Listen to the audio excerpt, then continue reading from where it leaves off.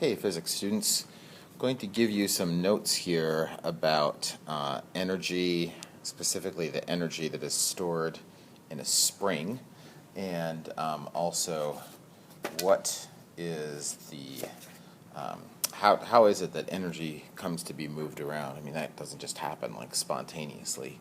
So, must be something going on there, right? So,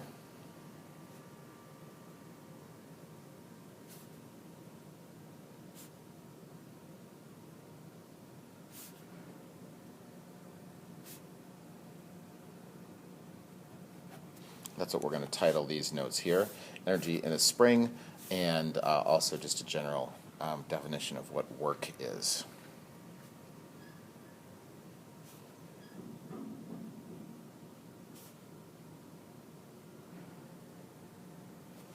So how does energy move or change from one form to another? We can think of some examples maybe of this happening. So for example, if you had a softball like this and you hold it up above the ground or this thing like this and then you drop it, its gravitational potential energy becomes kinetic energy as it falls. How is that happening? Well, there's a gravitational force that's pulling it down toward the center of the Earth. What if what if I just threw the ball? Well, then the force of my hand applied to that ball through the distance that I'm moving the ball, that is giving the ball kinetic energy that it didn't have otherwise. So in general, that's just one example with the ball. You can think of lots of other ones. But, a force applied through some distance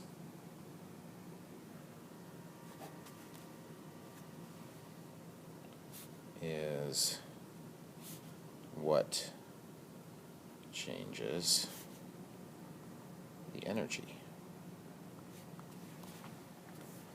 And what we're going to call this, a force applied through a distance, we're going to give that a name. We're going to call that work.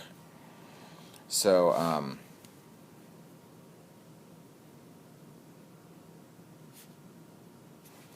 it's the simplest thing we could do with those two quantities. Work is equal to force times distance. Now this works if it works. Get it? This is true if this is a constant force, which we see a lot of the time, right? This is for constant or average force.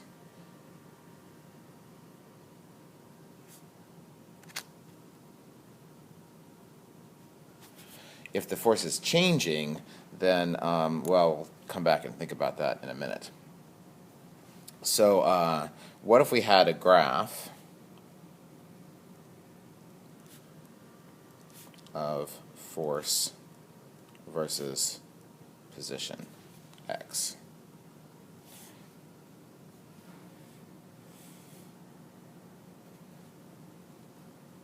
That would be in newtons.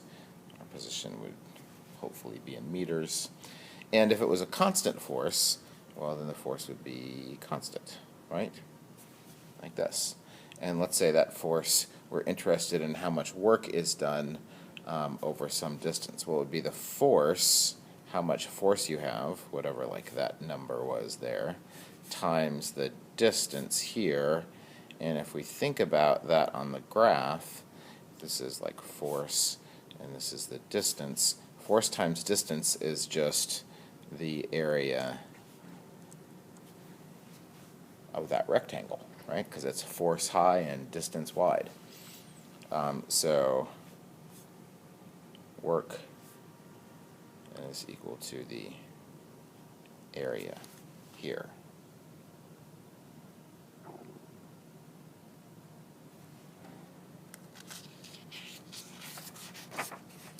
Now you know from your Hooke's Law lab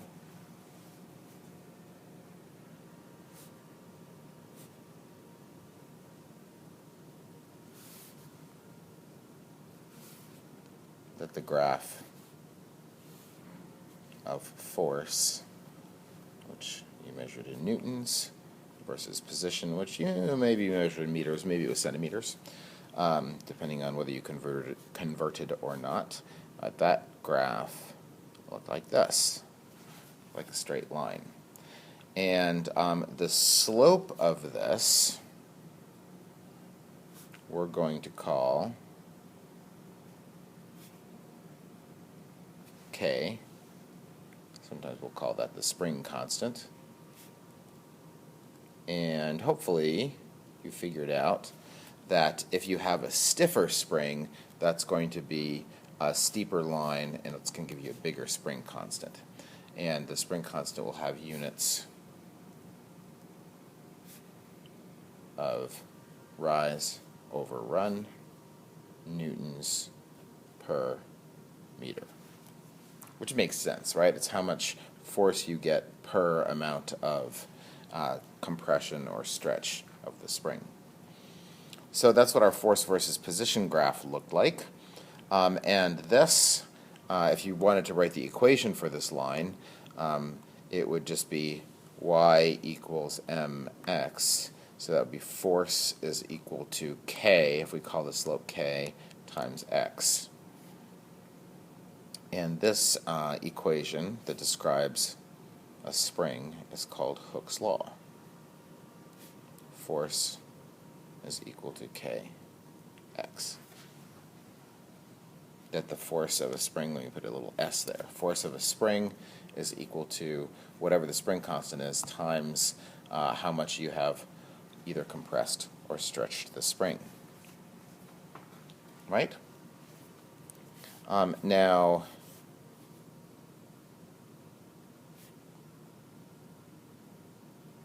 what about the energy that is stored? We know that elastic potential energy is one of our energy forms that we're interested in. But what about energy stored in the spring?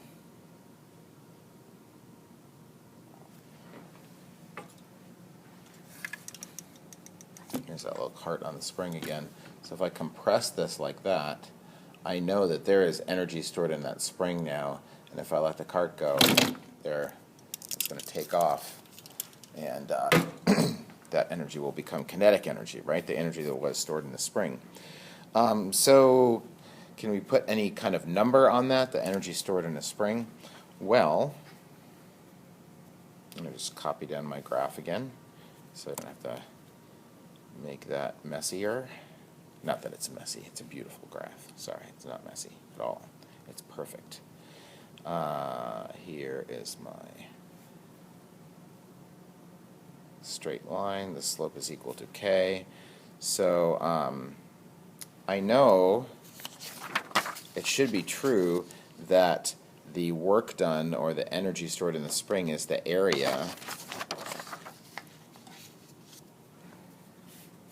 So what's the area of this triangle? Well, let's see. If this is x wide, how high, if this was some distance x, then what would this be equal to? Well, force is equal to kx. So if this is x, then this is kx, right? Because that's how the equations for lines work. And then the area of that triangle, so the work done by the spring, is equal to 1/2 base times height. That'd be 1/2 kx squared. And work is the thing, work is the means by which a force applied through some distance is what changes energy. So let me just add this. So work is the thing that changes the energy situation. So if work is the thing that's changing the energy situation, and that's the work done by a spring, that means that the potential energy that is stored in the spring, which we use a little e there for elastic. If you wrote an s there for spring, I'm not going to fuss at you, is 1/2 k x squared, right? It's the same thing because work is energy, right? And that is all you need to know for right now. Knowing that getting this Hooke's law, this nice linear graph for force versus displacement, which hopefully happened for you in the Hooke's law lab, and then understanding that the area underneath a force versus distance graph is energy and work. That is the key to starting to unlock what are the actual equations and mathematical models we can apply when we're thinking about energy.